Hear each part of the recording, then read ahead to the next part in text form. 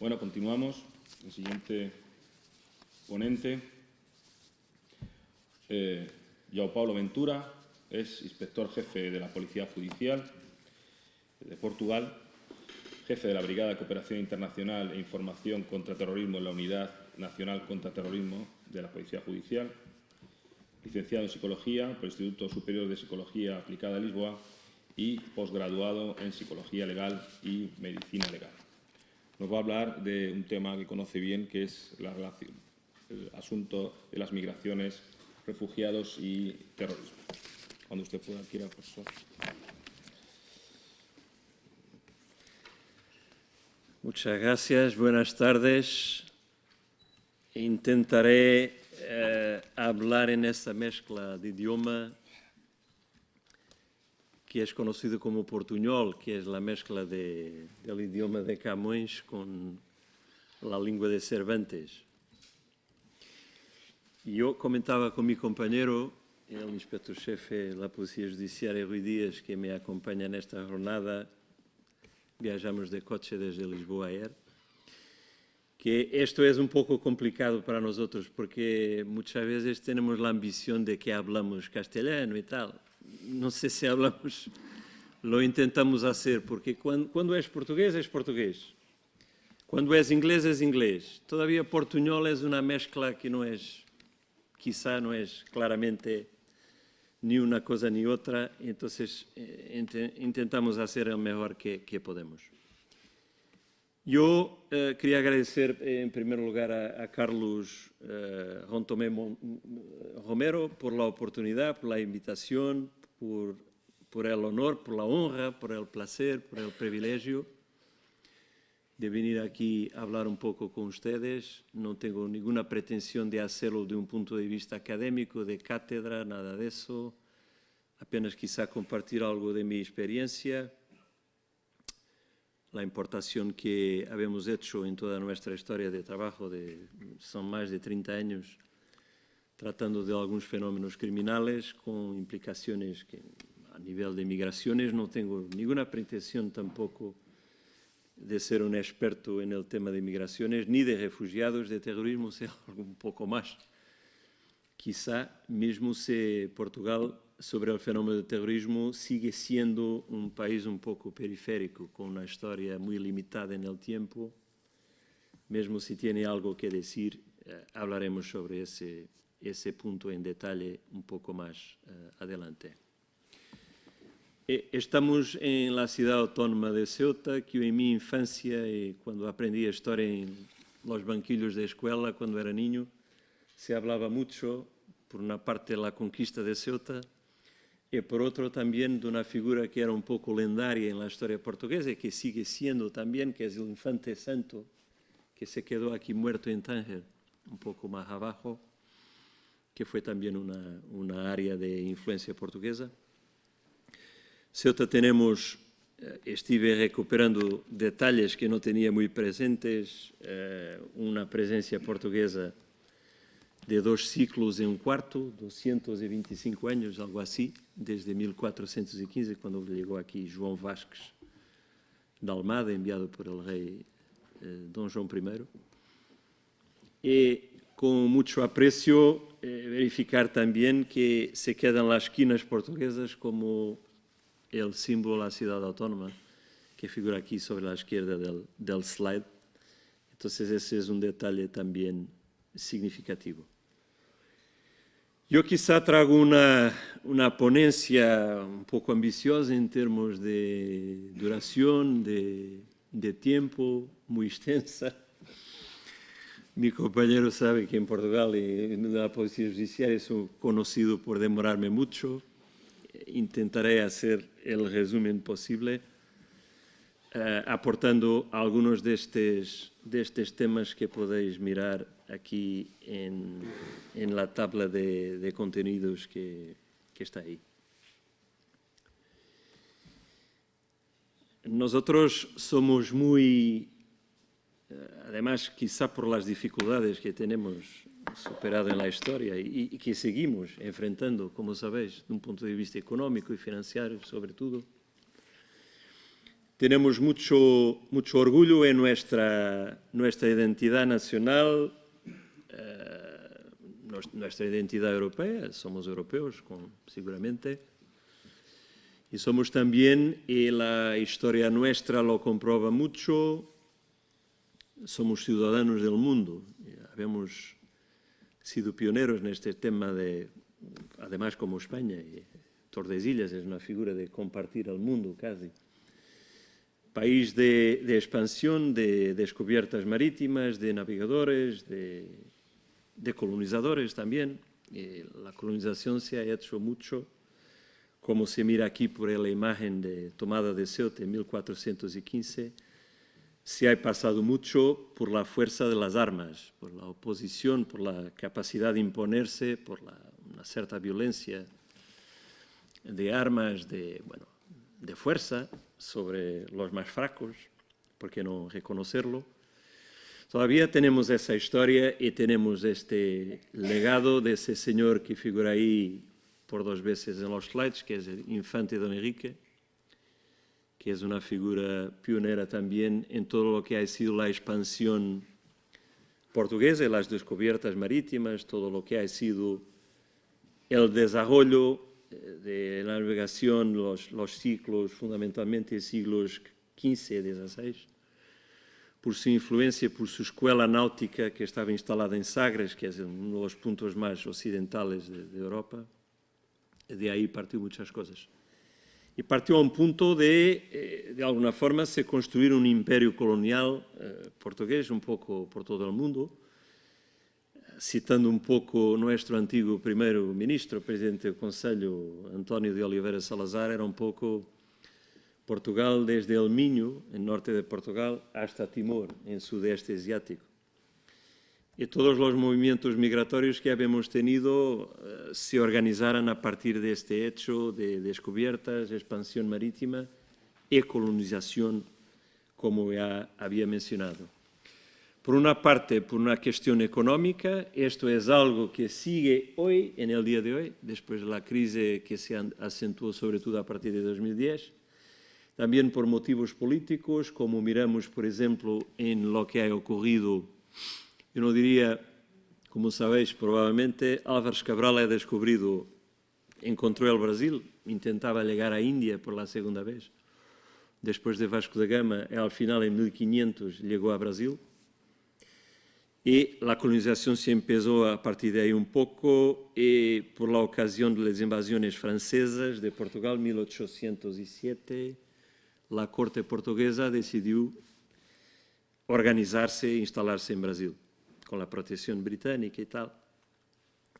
Bueno, eso es un motivo, y además con las disputas entre liberales y absolutistas en Portugal que se han producido unos años más tarde, culminó después con la independencia de Brasil en 1822, y entonces hay ahí un motivo político que hay que explicar también para entenderlo un poco mejor.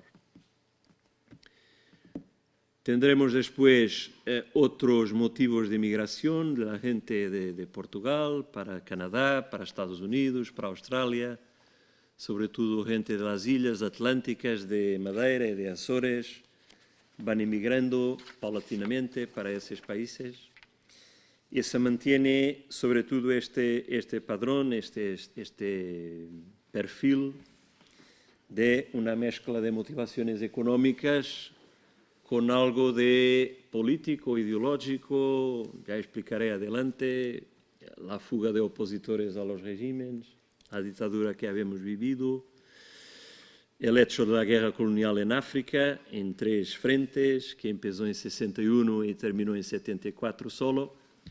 De cualquier forma, aquí, gráficamente y con alguna brevedad, representado el imperio colonial portugués, después de las descubiertas, que pasaba por África, por Guinea-Bissau, por São Tomé y Príncipe, por Angola, por Cabo Verde, Moçambique, se extendía hasta las plazas fuertes que habíamos tenido en India, Goa, Damão y Diu, y también Hormuz y Malaca, incluso Macao y finalmente Timor, que fica allá nos antípodas cerca del sudeste asiático, muy cerca de Oceanía ya.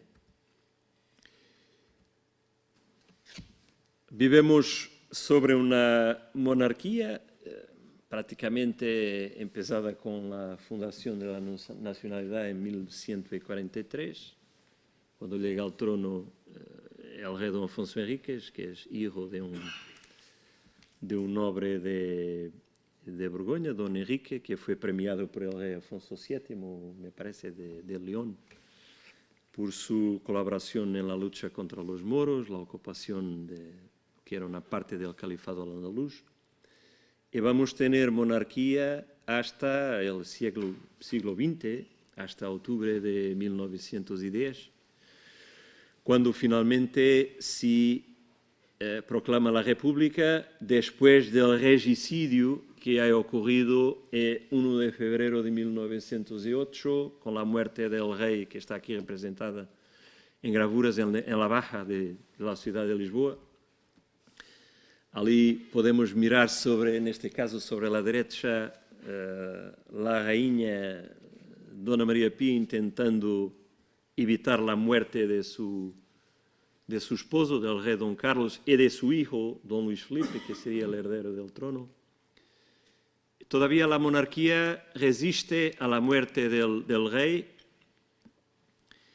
y dura cerca de 2 años y medio más, hasta que viene finalmente, en la secuencia de la famosa batalla de Rotunda en Lisboa, viene la República, que continúa hasta el día de hoy.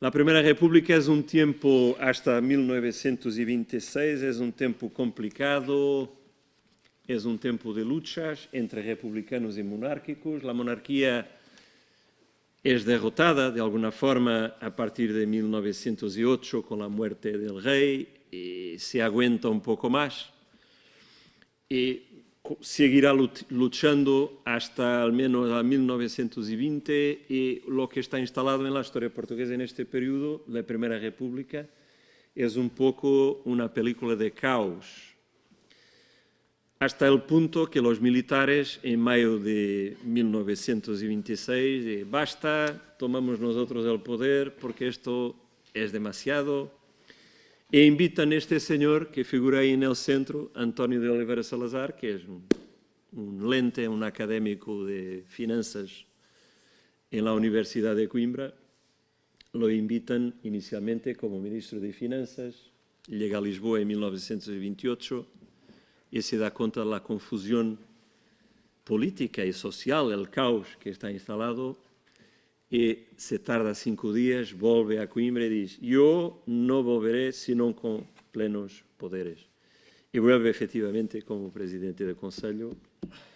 No se quedará hasta el final del régimen en 74, porque he muerto en 70, ya muy anciano. Todavía sigue la ideología fascista, una ideología de derecha, que marcará todo el futuro del país. Y todavía, durante su consulado, asistimos a la primera vaga de refugiados para Portugal, coincidiendo con el segundo conflicto mundial, la Segunda Guerra Mundial. A partir de 1940, Portugal recibe más de 1 millón de refugiados de la guerra, una parte de ellos, cerca de 10%, judíos, y que intentan escapar al holocausto nazi, seguramente. E essa figura que miráis aí é Aristides Sousa Mendes, que era o cônsul português em Bordeaux, que, desobedeciendo às ordens de Salazar, emitiu mais de 30.000 visados para refugiados, para gente que escapava da guerra, incluso mais de 10.000 judíos, que assim escaparam a uma morte, un destino cierto de campos de concentración o algo así. Esta es considerada la mayor acción de salvamento individual durante este periodo negro de la historia de la humanidad. Habrá una segunda de que hablaremos adelante. Aristides Sousa Mendes, desgraciadamente para él, fue demitido de la carrera diplomática y morido en la miseria, 15 años después. y si tenéis oportunidad e interés, hay una casa-museo en su tierra natal que es Cabanas de Viriato, donde está una casa que es visitada por judíos de todo el mundo, muchos de Israel, que allí prestan homenaje a sus ancestrales, a sus padres y sus abuelos, que han sobrevivido muchos de ellos gracias a la acción de este señor. Este es un detalle histórico, no mucho más que esto. En la época no teníamos el Estatuto de Refugiado, de que nos habla desde 51 la Convención de Ginebra, que define muy claramente lo que es un refugiado. No voy a perder mucho tiempo. Voy a dar un salto en la historia para la revolución que habíamos tenido el 25 de abril de 74. Una revolución comandada, inspirada y lanzada por los militares, cansados de 13 años de guerra colonial, que costó entre los militares algo como 10.000 víctimas mortales y otros daños. Y aquí tenemos, de un punto de vista de migraciones, el regreso de colonos portugueses que estaban ahí algunos siglos, otros en las décadas precedentes de la Revolución, que han regresado, la mayoría de ellos, me parece, de Angola y de Mozambique, y algunos también de Guinea-Bissau, de Cabo Verde y de São Tomé en menor escala. Y también todos los que, como opositores del régimen que estaba instalado, escapaban a la policía política, eran considerados opositores, y otros que escapaban a su participación obligatoria en la guerra colonial como soldados reclutados. Y muchos también aprovechan, y eso explica mucho, y me interesa salientar este punto porque fará parte de lo que voy a decir en las partes adelante, explica mucho lo que es la formación de la comunidad musulmana portuguesa de hoy, que tiene un origen sobre todo vincada o ubicada, creo que es la palabra, en Guinea-Bissau y Mozambique. Mozambique de una forma no directa, porque para Mozambique migraron muchos de los que estaban en Goa da Mão e Dio, en las plazas de India, cuando India consiguió su independencia del Imperio Británico a partir de 47, y cuando se dividió India entre la parte india actual para hindús y sikhs, por la mayoría, y Pakistán, que no existía, para los musulmanes. Y que es una comunidad, la portuguesa de hoy, que no tiene más de 50.000 individuos, lo que corresponde, grosso modo, a cerca de 0,5% de la población portuguesa de hoy. Hay muchos hechos que importa salientar también en todas estas décadas y que es algo que empezamos a mirar sobre todo a partir de los años 80, todo lo que es las transformaciones sociales, factores de impulso, de incremento de los movimientos migratorios. Y aquí interesa salientar, seguramente, es algo que determina todos los desarrollos de hoy, la parte de revolución tecnológica y que yo diría en telecomunicaciones y ciber, todo lo que es ordenadores, internet, todo estos desarrollos marcan la sociedad de hoy y explican muchos de los problemas que tenemos asociados al hecho de las migraciones y todo más. Y se comenta mucho que se globalizó el mundo. Y el mundo sigue siendo del mismo tamaño, tiene la misma dimensión. Todavía me atrevería a decir, como digo muchas veces, que siendo la misma dimensión está cada vez más cerca de sí propio. O al menos las comunicaciones, la proximidad de la gente, la facilidad con que se comunica y con que se acerca de una determinada latitud, es hoy mucho más fácil. Yo me recuerdo en mi infancia cuando se hablaba del Tour de France de bicicleta, Eddy Merckx, que era de Bélgica, de Bruselas, eso es el confín del mundo. Y hoy me voy con frecuencia a Bruselas a acudir a un meeting, voy por la mañana y vuelvo por la noche. Entonces, esto está mucho más cerca de lo que era 40, 45, 50 años antes. Incluso este advento, no sé si existe la palabra en castellano, el advento, el hecho de la égira o la hijra para Sir-Irak. Sir-Irak era una cosa también de otra parte del mundo. Hoy está quizá mucho más cerca de todos. Y entonces este concepto de movilidad es algo central para explicar todo lo que es la movimentación humana, las migraciones, todos los movimientos, que dentro de Europa además está aún más facilitada por es un principio de la formación de la Unión Europea, que es la libre circulación de personas y de bienes, y además facilitada también por lo que se llama el Acuerdo de Schengen, que ha suprimido básicamente el control de las fronteras entre los países signatarios, que en principio en 85 eran solamente los países del Benelux, Bélgica, Países Bajos y Luxemburgo, y Alemania y Francia, y que se alargó a un punto de, superando los procedimientos de fronteras, hoy tenemos 29 Estados miembros, quiere decir, los 25 de la Unión Europea actuales, se quedan aquí Chipre, Irlanda y Croacia, además con Suiza, Islandia, Liechtenstein y Noruega, que no son miembros de la Unión Europea, y otros que, de un punto de vista de fuerzas de seguridad, de aplicación de justicia, de seguridad pública, son relevantes, como la institución de la Convención del Mandato de Detención Europeo o la Orden de Detención Europea, según el artículo 26 de la Convención Schengen, y otros que estamos utilizando en la lucha contra el terrorismo de recorte yihadista, que es el dispositivo de vigilancia discreta y control específico previsto en los términos del artículo 36 de la Convención Schengen, y que se utiliza mucho, como explicaba, en temas de control de seguridad, de investigación y todo más. De toda parte, se comenta que el tema de los documentos, muy bien, tenemos un incremento de movilidad, una facilidad de migrar.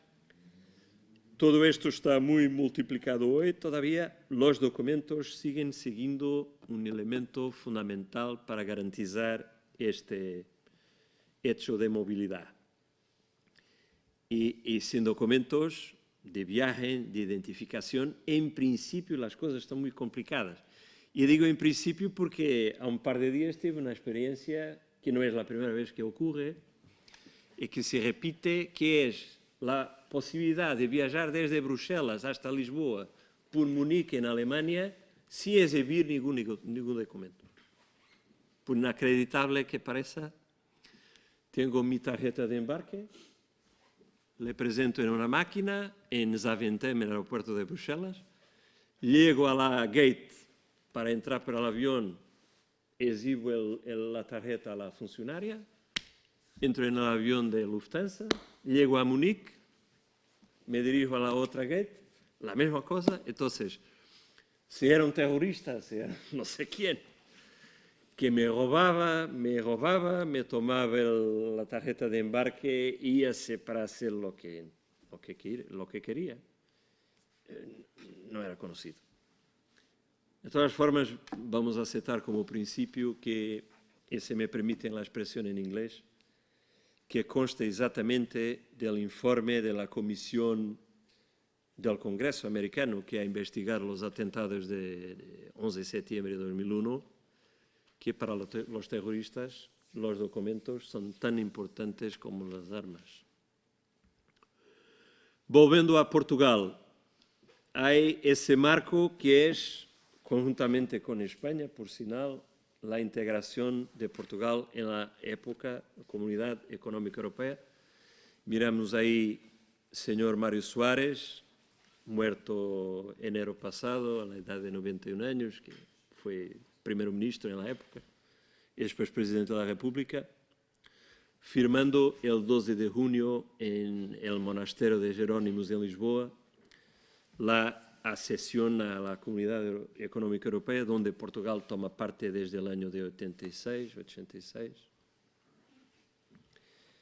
Y eso explica un poco todo el desarrollo económico que ya venía, porque Salazar tenía muchos defectos, era un dictador, y es responsable por la supresión de las libertades en Portugal, y toda la subsistencia del imperio colonial, con exploración, con muchas cosas negativas. Todavía en términos de finanzas públicas, quizá porque era un experto, era un lente, era un profesor, ha conseguido reducir la dívida pública de una manera drástica en los años de su consulado e imponer también tasas de crecimiento económico casi inéditas en la historia contemporánea de Portugal, mismo soportando el esfuerzo de guerra en 3 partes de África, en Guinea-Bissau, Angola y Mozambique, por 13 años. Este desarrollo económico explicará una parte de la primera inmigración económica que viene para Portugal. Inmigrantes con I que van a aparecer, sobre todo vindo del oeste europeo. Hay aquí que explicar también, introducir señor Gorbachev y su asociado Reagan por la parte americana, la queda del muro de Berlín en 89, la implosión de la Unión Soviética, la recuperación o formación de nuevas soberanías y, de alguna forma, la desagregación de lo que era toda la galaxia que gravitaba en torno del Pacto de Varsovia, comandada en gran parte por la Unión Soviética, y el facto de que a partir del año de 95, hace 20 y pocos años, empiezan a llegar a Portugal centenas de millares de inmigrantes, en grande parte en la mayoría de países del leste europeo. Y tenemos aquí por un periodo de cerca de 6 años, entre 95 y 2000, las tasas son muy elevadas y esto corresponde a más de 1 millón de inmigrantes que vinieron, incluso no solo de mucha gente de Brasil también, lo explicaré adelante, que llegan a Portugal y por ahí están. Y los datos de 2001, en términos de permisos de permanencia, son también, me parece, significativos. Aquí tenemos, de un punto de vista de investigación, de fuerzas de seguridad, de fenómenos criminales, un periodo un poco complicado y sobre todo para nosotros, Policía Judiciaria, para nuestra unidad, que esté muy implicada con porque llegaron acompañando estos fenómenos de inmigración del este, sobre todo de Moldavia y Ucrania, un poco de Rusia también menos, las mafias, lo que llamamos las mafias del este, que sé que han estado activas en España también un poco, acompañando a esta gente, explorando su situación de vulnerabilidad, de fragilidad, de no tener una situación legalizada, de no poder quejarse a la policía.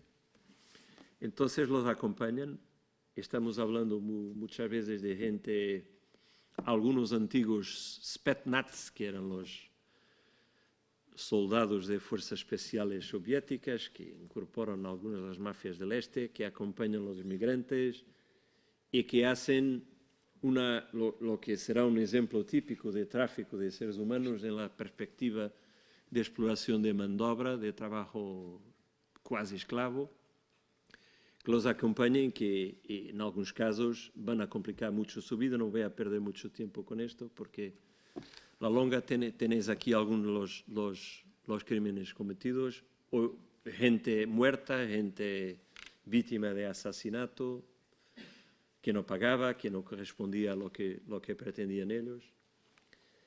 Y un periodo complicado, varios grupos de mafiosos operando ahí, como podéis mirar, Iván Terrorista, este aquí sintomáticamente llamado de grupo de Bormann, en homenaje a una antigua figura del nazismo, Martin Bormann, por su violencia, por su tendencia para martirizar las víctimas. Y ese grupo es el ejemplo para dar una idea de que la complejidad de la investigación, los medios implicados, con intercepciones telefónicas, con vigilancias y con 25 condenados a penas de prisión que en algunos casos llegaran a 18 años de cárcel.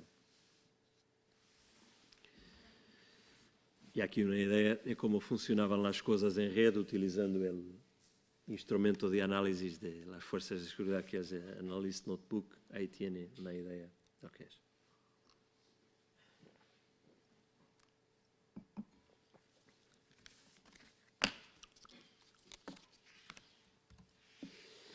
Y por años, entre 2000 y 2005, nos estamos aproximando cada vez más a la actualidad, una mayoría de víctimas de Ucrania, algunos también de Moldavia y en menor dimensión de Rusia, como explicaba.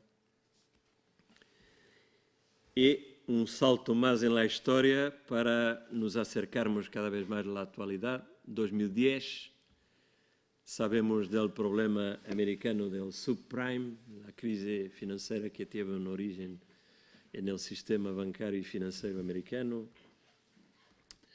muy bien conocida, con las implicaciones que ha tenido en Europa, que afectó directamente a Portugal y otros países también, afectó a España también de alguna forma. Y aquí, bueno, el primer impulso es la salida de muchos portugueses, porque el paro dispara de una forma no tanto como en España, todavía dispara para un nivel muy, muy serio, muy preocupante, y en Portugal como en España, atingiendo sobre todo los jóvenes, los chicos que no encuentran respuesta. Y me doy cuenta de un dato que es del Instituto Nacional de Estadística Portuguesa, que en los últimos 7 años, desde 2010 hasta 2016, han salido cada año en media 40.000 portugueses para otros países, cerca de mitad de ellos jóvenes diplomados, con formación, con preparación universitaria superior, y se dirigiendo una primera fase antes de la crisis actual también que enfrenta Angola en este momento, se dirigirán a Angola y en Europa a Reino Unido y Alemania en particular. En simultáneo, miramos el efecto inverso de lo que habíamos mirado a partir de 95, que es la debandada de inmigrantes del este europeo, de brasileños, porque ya no tienen una respuesta económica, entonces se van a sus países, descontando quizá aquellos que se quedaron con nacionalidad y tal, y por ahí se quedaron.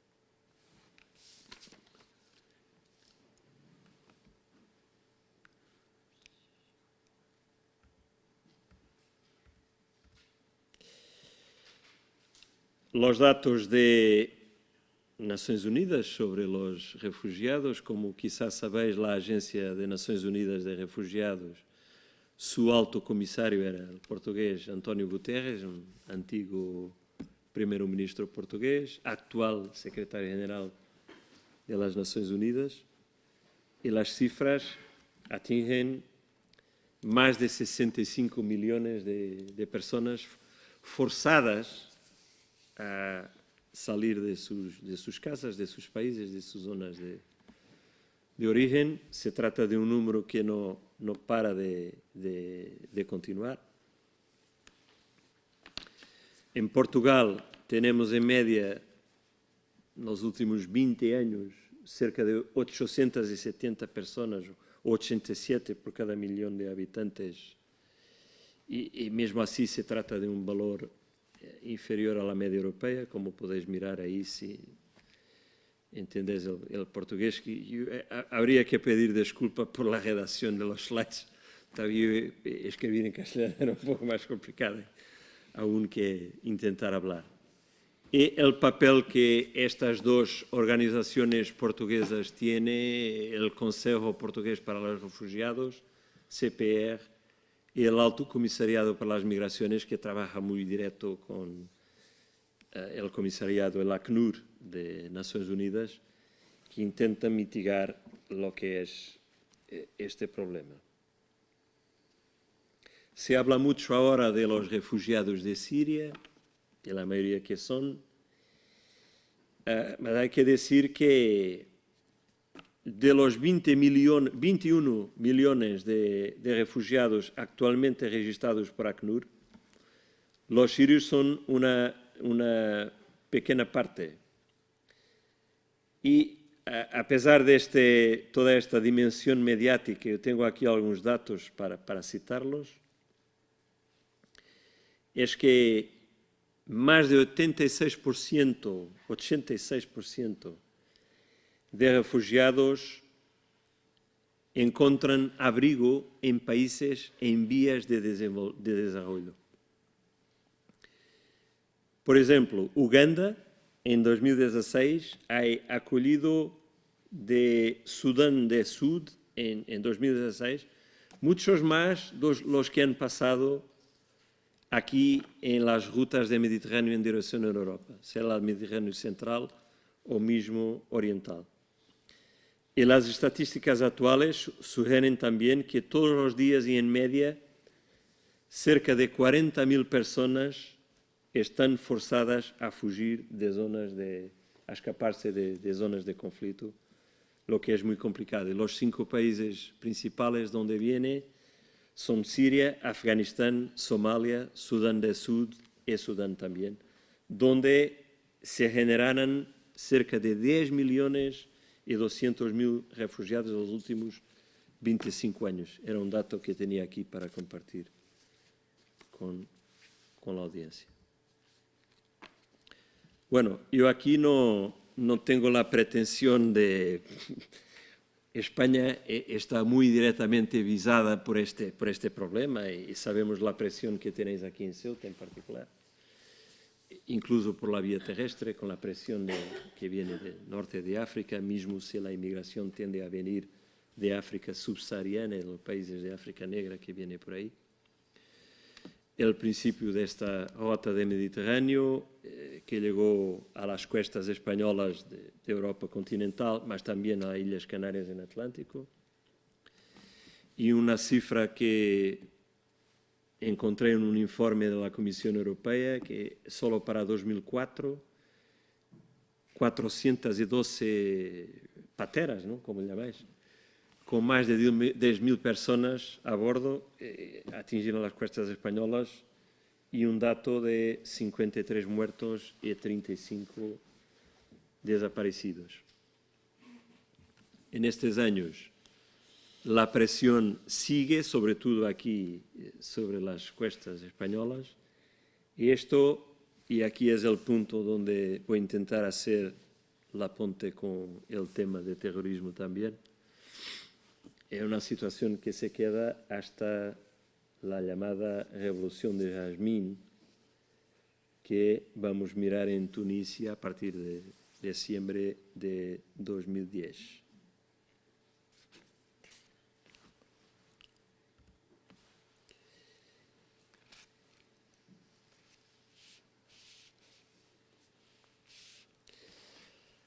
Sabemos, es la historia reciente, lo que ha ocurrido con Mohamed Bouazizi, que era un vendedor ambulante en Tunisia, que fue humillado públicamente por un fiscal municipal, por alguien que fiscalizaba sus actividades, y que como protesto ha decidido se inmolar por el fuego.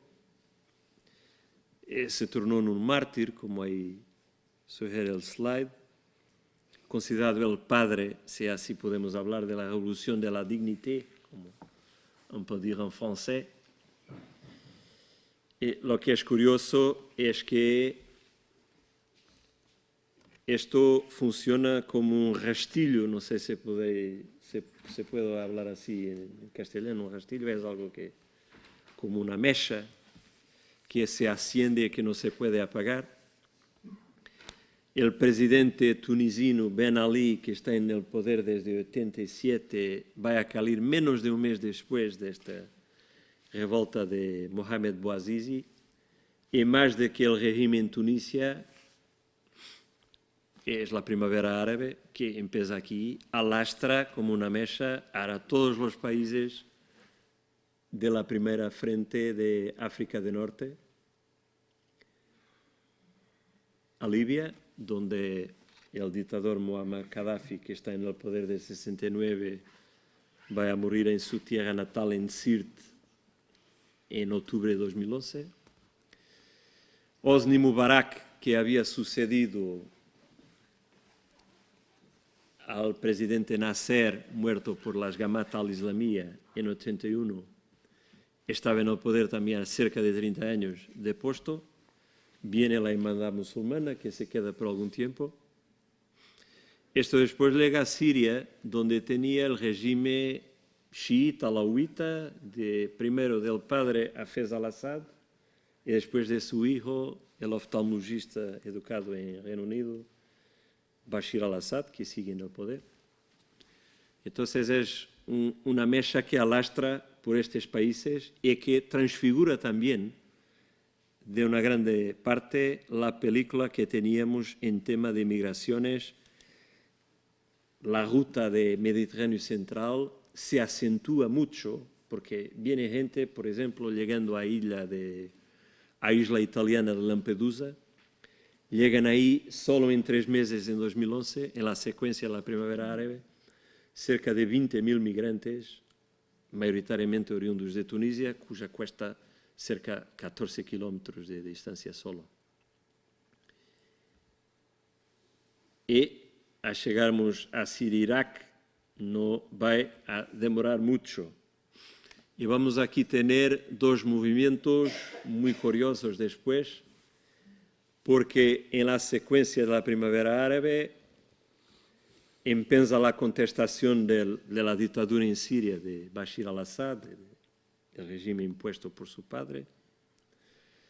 Asistimos a la oposición moderada y la afirmación del ejército sirio libre. Todavía las franjas radicales islamistas rápidamente exploran la oportunidad. Y miramos primero lo que es la Jabhat al-Nusra, o Frente al-Nusra, y rápidamente tenemos Al-Qaeda en Irak. Ya explicaré un poco adelante qué es eso, por la mano de Abu Musab al-Zarqawi. Y llegamos al ISIS y después al actual Daesh muy rápidamente. Y tenemos un dato que es significativo también, es la cifra entre 2011 y 2016, cerca de 30 a 40.000 extremistas de todo el mundo que han hecho lo que llaman la hijra o la égira.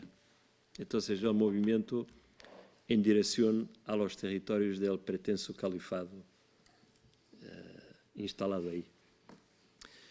Sabemos que de Europa, entre 5.500 y 6.000, 13.000 de los países Medio Oriente y Norte de África. Empieza la guerra dura en Siria, una primera fase que alastra al Irak después. Y entonces vamos a poder mirar un movimiento simultáneo que es muy interesante, me parece, de un punto de vista sociológico, y lo que es el estudio de las migraciones, porque en cuanto unos se dirigen al palco de conflicto, otros están huyendo de la guerra, del conflicto, sabiendo que la mayoría de los que han cumplido la hijra o la viajen con destino al califado o al palco de conflicto son, en muchos casos, combatientes que integran lo que es el actual Daesh, en menor escala la Jabhat al-Nusra, actualmente redenominada Jabhat Fatah al-Sham. Y aquí tenemos, en materia de hijra, el movimiento de todo el mundo, como señalizaba en el slide anterior, y las cifras que están ahí pecan por defecto, la mayoría de ellas. Portugal no figura ahí, yo ya hablaré un poco de ese tema. Y yo creo que yo aquí tengo una visión quizá un poco clásica en la criminología. No quiero decir que esta gente son todas las víctimas de la pobreza.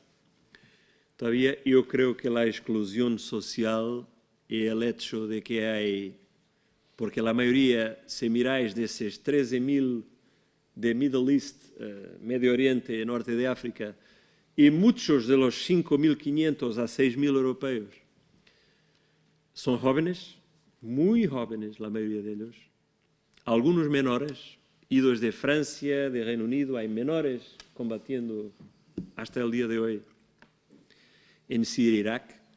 Y esto, obviamente, seguramente que es un motivo de reflexión para pensar, porque son jóvenes que están surfando, se puede decir así, que están cabalgando esta onda. Por temas de exclusão social, por temas de dificuldade de integração social, por temas de identidade social. Temos muita gente na Europa, em França, em Bélgica, eu não quero identificar países, não quero apontá-los, mas isso sucede, ocorre também com os portugueses. Temos gente que é nascida na Europa, que não é de raiz europeia, bem entendido, mas que todavía son nacidos en Europa, tienen la nacionalidad de los países de acogimiento de sus padres o de sus abuelos, todavía no tienen una identidad europea, no se sienten parte de esta sociedad. Entonces, esto ha sido un modo de vida, un grito de revolta, una forma de protesto para su situación personal. Lo que tenemos aquí es ya las rotas de los que están huyendo en parte del conflicto que está instalado, y en cuanto unos combaten, otros están huyendo y se tornan refugiados. Y aquí tenemos que mirar la situación de algunos países europeos que, en definitivo, no quieren saber de principios humanitarios, de solidaridad social, erguen una barrera y aquí nos quedamos y no queremos nada aquí con nadie. Y efectivamente, este debate tiene una connotación necesariamente ideológica. Yo llegaré al punto de hablar un poco del efecto de polarización, lo que es todo el aprovechamiento del tema de refugiados y de Daesh, de terrorismo de matriz islamista, para soportar la ideología de extrema derecha, el aumento de islamofobia en Europa, etc. Y, por otra parte, lo que es el aprovechamiento también de Al-Qaeda y del Daesh, explorando lo que han hecho con los refugiados, el aumento de la islamofobia en Europa. Esta es la ruta contraria en dirección de varios puntos de Europa. Aquí intenté mirar, este es extraído de un informe de Frontex, está ahí la fuente identificada, el camino para el califado, para añadirse a la parte de conflicto.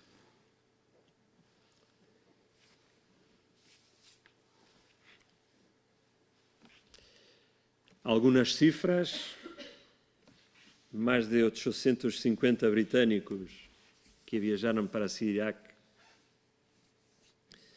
la mayoría de ellos para combatir. Podría decir más de 1.000 franceses.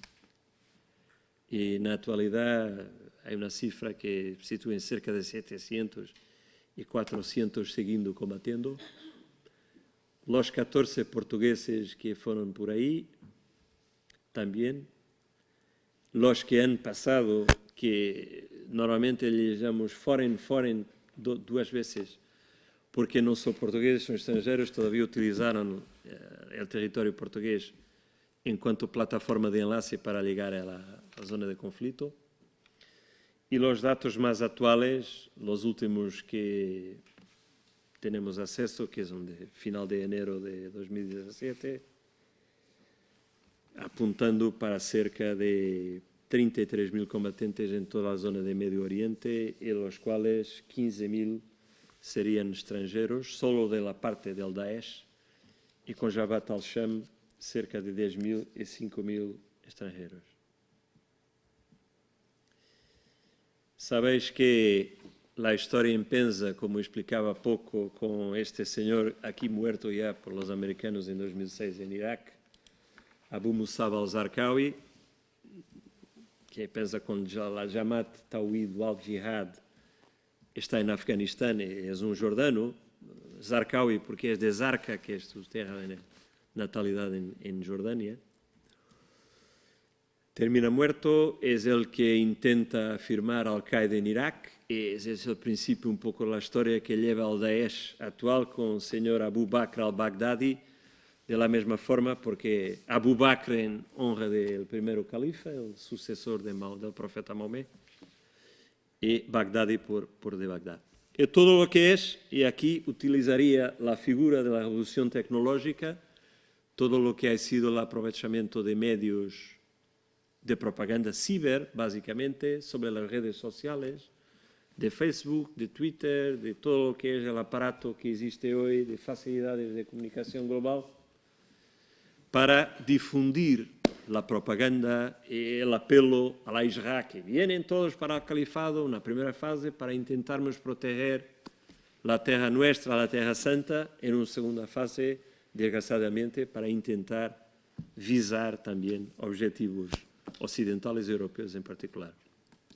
Vídeos de propaganda, decapitaciones, revistas como Dabiq, como Dar al-Islam, que es una versión en francés, y los apelos se multiplican e incluso deparamos con un combatiente portugués, y aquí intentaría mostrar una película, uno de los más destacados. Somos sorprendidos en abril de 2014 con él haciendo un público apelo a los hermanos ucranianos, cuando empezó el conflicto en Ucrania, para que viajen para Siria e Irak, para tomar parte en el califado, para hacer la Isra, entonces se juntarem a la Jihad.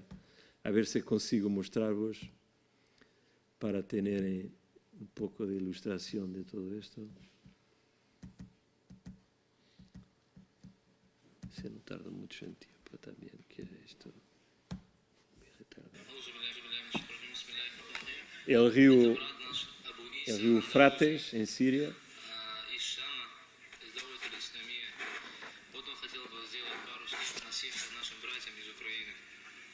Voy a hablar en inglés, con su nickname, como su cuña, como Abu Umar al-Baljiki, el belga. Se pensava que estaria em Síria e estava em Europa ao menos desde o princípio de agosto, onde estava em Hungria, em Budapeste.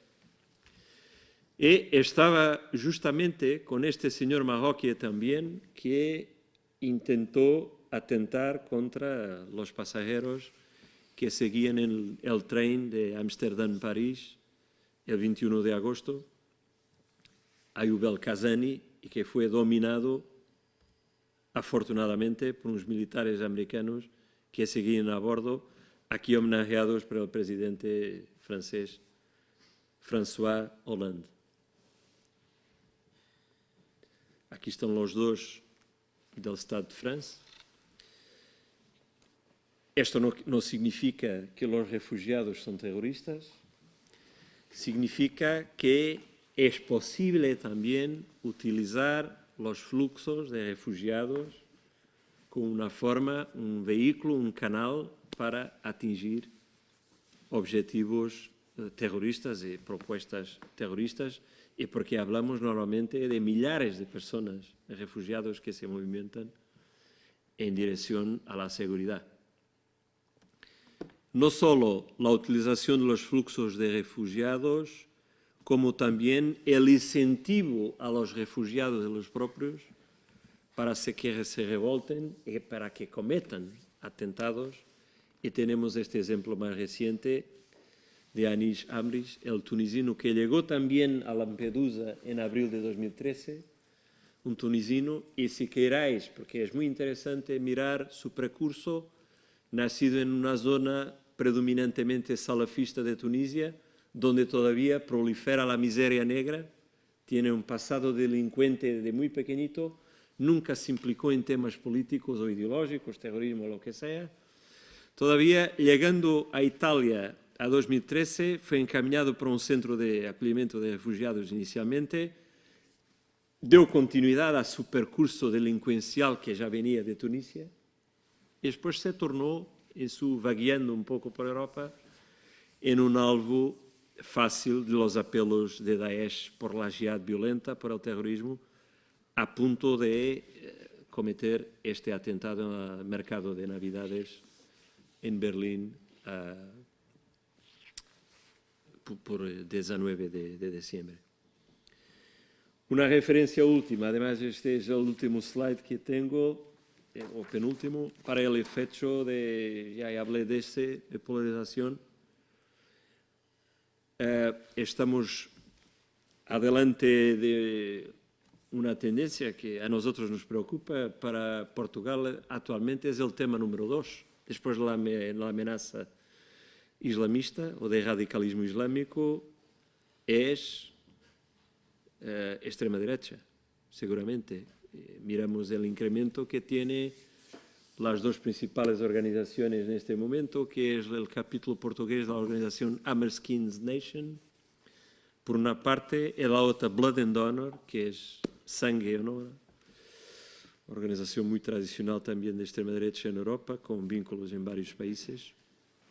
El aprovechamiento que están haciendo, por una parte, de los atentados terroristas islamistas que han visado Europa, los refugiados que están invadindo Europa, tomando empleos, implicando subsidios, gastando recursos nacionales. Eso, por una parte, el aumento de islamofobia y el aprovechamiento que tiene por la parte de las bandas terroristas, como Daesh y Al-Qaeda, de que esto es contra el Islam, esto es contra los musulmanes. Entonces, dos polos opuestos en contradicción. Aquí tenéis, este es penúltimo, un mapa de la población musulmana en Europa. Portugal, la cifra es un poco, le queda ali un punto, será 0.4 mejor que 0.3.